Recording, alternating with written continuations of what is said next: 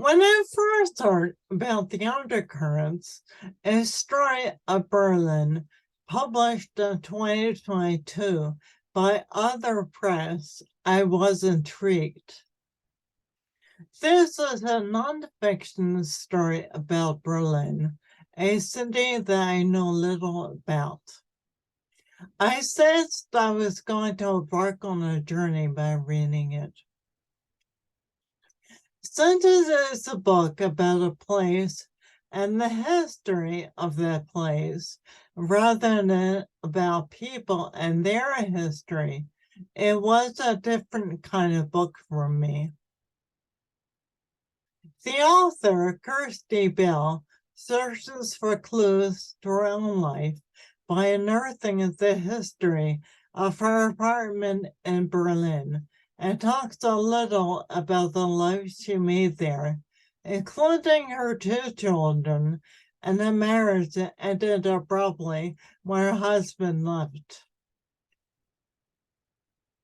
Bell describes the Berlin apartment where she lives on a picturesque canal as having mysterious leaks and drips.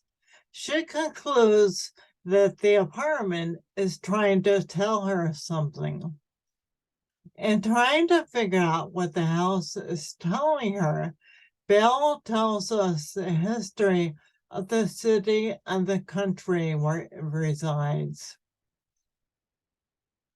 Bell also unearths some more personal history of her apartment and its past inhabitants. In the process, she writes about the memories embedded in stone and ends up doing constellation work on the place where she lives.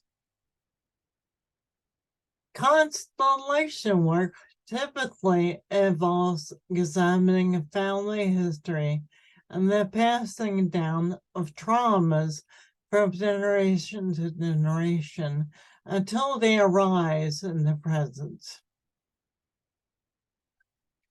In reading The Undercurrents, a story of Berlin by Kirsty, published by Other Press in 2022, I couldn't help but think about my own relationship to living with ambivalence as I was drawn into this story of a place shaped by history and its inhabitants.